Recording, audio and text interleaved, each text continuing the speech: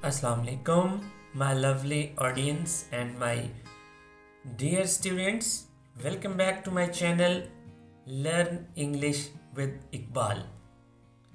तो मैं हाजिर हूँ आपके सामने एक नया लेसन लेके। जैसा कि आपको पता है कि मैंने कल आपसे बात की थी प्रीवियस लेसन में कि I am going to start a series of lectures based on English grammar. तो कल जो हमारा लेक्चर था उसमें हमने एक ओवरव्यू लिया था इंग्लिश लैंग्वेज का कि फ्रॉम वेयर इट स्टार्ट्स, कि इंग्लिश शुरू कहाँ से होती है, लैंग्वेज जो है वो शुरू कहाँ से होती है।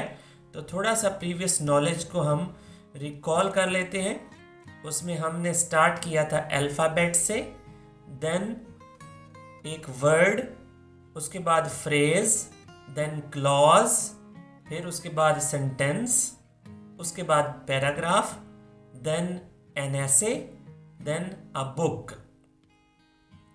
तो हमने कल उसका रिव्यू किया था। तो आज हम जो टॉपिक स्टार्ट करने लगे हैं आपने देख लिया होगा। It is very important topic for English language. So जो पार्ट्स ऑफ स्पीच होते हैं वो किसी भी लैंग्वेज में बहुत अहम किरदार अदा करते हैं। They are very important. जैसा कि हम देखते हैं कि रोज़मर्रा ज़िंदगी में कोई भी जो चीज़ है उसके जो पार्ट्स होते हैं they are very important. For example, एक गाड़ी है, उसके जो सारे पार्ट्स हैं, उसके टायर्स, उसका इंजन, उसकी बॉडी, उसकी लाइट्स, उसके indicators, everything is very important. सारी चीज़ें अहम हैं। तो अगर उनमें से एक चीज़ भी मिसिंग है तो गाड़ी नहीं चल सकती। और उसके अलावा जो उसके सारे पार्ट्स हैं वो अपनी अपनी जगह पे भी होने चाहिए। अपनी अपनी उनकी जो मखसूस जो प्लेस है वहाँ पर उनको लगा होना चाहिए। जैसे अगर गाड़ी का टायर जहाँ पे लगता है हम वहीं लगाएंगे। ये नहीं है कि हम टायर को गाड़ी के छत पे लगा दें, या इसी तरह गाड़ी का जो इंजन है या गाड़ी की जो फर्दर दूसरे पार्ट्स होते हैं उनको जो उनकी जगह है वहाँ पर लगेंगे, then they will become functional. तो इसी तरह जो लैंग्वेज होती है, जब हम इंग्लिश की बात करते हैं तो इंग्लिश के जो पार्ट्स ऑफ स्पीच हैं उनकी जो सही तरतीब है उस तरतीब में लगेंगे, देन ही उनका फंक्शन, उनका मीनिंग क्लियर होगा। तो let's get started with parts of speech.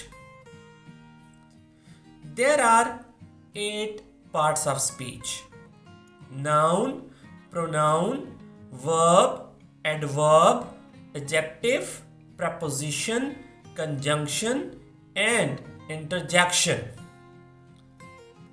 आपके सामने एक बॉक्स है। बॉक्स के अंदर मैंने वर्ड्स लिखे हैं कुछ, ठीक है। He, she, it, Ali, apples, I, we, they, Adil, book, go, eat, right, nicely, play, slowly, nice, has, have, on, in, at, under, beside, and, but, because, alas, wow, hurrah। तो इस बॉक्स के अंदर ऑलमोस्ट ये जो 8 पार्ट्स ऑफ स्पीच हैं वो मैंने लिख दिए हैं। फर्दर जो नेक्स्ट हमारा लेसन होगा उसमें हम नाउन से स्टार्ट करेंगे। फर्दर एक्सप्लेनेशन और उसकी फर्दर जितनी भी वजाहत होगी उसके साथ हम चलेंगे। लेकिन आज का जो लेसन है ये just I want to make sure कि आपको एक कॉन्सेप्ट, क्योंकि ये वेरी बेसिक ग्रामर से हमने स्टार्ट लिया है कि बिगिनर्स के लिए, कि जिनको आइडिया नहीं है, यानी वो बच्चे जिनको चीज़ों का नहीं पता, पार्ट्स ऑफ स्पीच का या टेंसेस का उनको नहीं है, तो उनके लिए, या अदर जो साइंस के लोग हैं जिन लोगों ने ये चीज़ें पढ़ी थी लेकिन अब वो भूल चुके हैं, तो ये एक ऐसी सीरीज़ होगी कि जिसमें हम from the beginning to the end हम चलेंगे लेके चीज़ों को साथ साथ। तो इसमें आज का जो लेसन है ये जस्ट आपको बताना है कि पार्ट्स ऑफ स्पीच होते क्या हैं। इस लेसन में आप इनके नाम याद करेंगे और साथ ही जो बॉक्स में मैंने वर्ड्स लिखे हैं हम फर्दर इनको ज़रा देख लेते हैं। तो ये सारे जो हैं ये क्या हैं, पार्ट्स ऑफ स्पीच के मैंने वो सारे लिख दिए हैं बॉक्स के अंदर। अब इनका फंक्शन क्या होता है, अब नीचे देखें जी, ही ईट्स एप्पल्स, ये क्या बन गया है, सेंटेंस बन गया। ही सब्जेक्ट है, ईट्स वर्ब है और एप्पल्स ऑब्जेक्ट है। SVO जो कल मैंने आपको फार्मूला बताया था, SVO ये एक सांचा है SVO जिसके अंदर इस बॉक्स से चीज़ें आएंगी और उसमें से एक सेंटेंस बन के आगे निकल जाएगा। ही ईट्स एप्पल्स, वो सेब खाता है। ठीक है, ओके नेक्स्ट देखते हैं। अब ये ही भी हमने बॉक्स के अंदर से लिया है, ईट भी हमने बॉक्स के अंदर से लिया और एप्पल्स भी हमने बॉक्स के अंदर से लेकर एक कंप्लीट एक मीनिंगफुल यूनिट बन गया है, एक मीनिंगफुल सेंटेंस जो है वो बन चुका है। ओके जी, नेक्स्ट देखते हैं। अगला सेंटेंस है, हमने वहां से आदिल को उठाया, वहां से राइट लिया और स्लोली लिया। आदिल राइट्स स्लोली, तो ये एक कंप्लीट एक सेंटेंस बन गया है एंड इट इज मीनिंगफुल और इसका एक मतलब है। Okay next, she writes nicely because she loves writing. तो ये भी सारे वर्ड्स जो थे हमने बॉक्स के अंदर से ले लिए।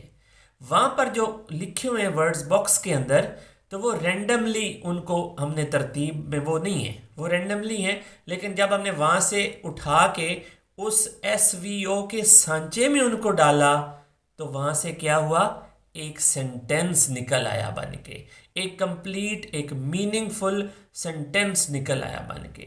तो यही है कि पार्ट्स ऑफ स्पीच जो हैं उनसे ही पूरी लैंग्वेज बनती है, उनसे ही सेंटेंसेस बनते हैं, उनसे ही फर्दर पैराग्राफ्स, एसेज, बुक्स, क्योंकि वो बहुत ज़रूरी हैं, क्योंकि वो पार्ट्स हैं किसी भी चीज़ के। जिस तरह पार्ट्स ऑफ बॉडी होते हैं उनको मिलाकर एक क्या है, एक इंसान बनता है। और इंसान की जो पार्ट्स हैं वो भी जहाँ अल्लाह ताला ने उनकी जगह बनाई है वहाँ ही लगे हुए अच्छे लगते हैं और एक तरतीब में। तो इसी तरह लैंग्वेज में भी एक तरतीब है, अगर उससे आप उन पार्ट्स ऑफ स्पीच को लगाएंगे then they will become meaningful, otherwise they will look odd, बुरे लगेंगे, ठीक है, वियर्ड लगेंगे। तो ये आज का हमारा लेसन था जिसके अंदर हमने बात की है पार्ट्स ऑफ स्पीच की and they are very important. ठीक है, तो इंशाल्लाह नेक्स्ट लेसन में हम इनको तरतीब से लेके चलेंगे। नाउन से स्टार्ट करेंगे, फिर प्रोनाउन, फिर वर्ब, फिर एडवर्ब, फिर adjective, preposition, conjunction and interjection. So अगर ये लेसन अच्छा लगे तो अपने दोस्तों के साथ भी शेयर करें। प्लीज़ अगर आप नए हैं तो मेरे चैनल को सब्सक्राइब कर दें, लाइक कर दें और कमेंट कर दें। Thank you for watching this lecture. अल्लाह हाफिज़, स्टे ब्लेस्ड।